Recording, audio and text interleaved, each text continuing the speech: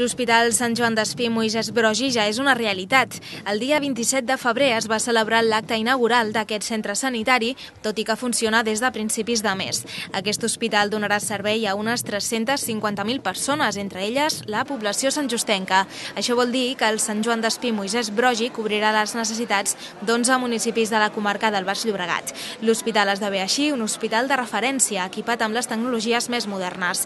La inauguració va comptar amb la presència del president de la Generalitat, José Montilla, la consellera de Salut, Marina Geli, la ministra de Defensa, Carme Chacón, i dels 11 alcaldes dels municipis als quals dona servei l'hospital, entre ells el de Sant Just, Josep Perpinyà.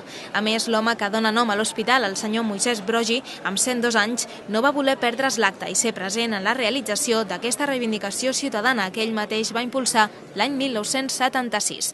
El president de la Generalitat, José Montilla, va destacar algunes de les característiques d'aquest nou hospital i la qualitat del sistema sanitari català.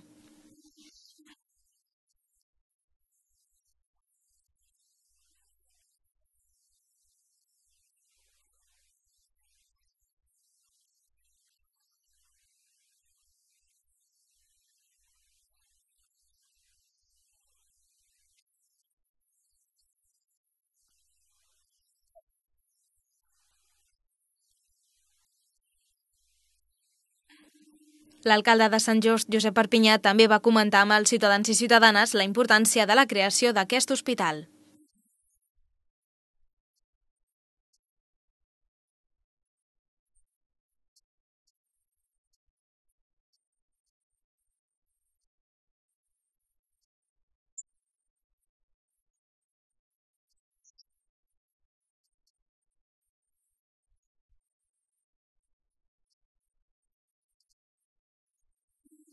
El dia de la inauguració es va celebrar una gran festa amb activitats a l'exterior del centre i durant tot el cap de setmana es van fer jornades de portes obertes amb visites guiades.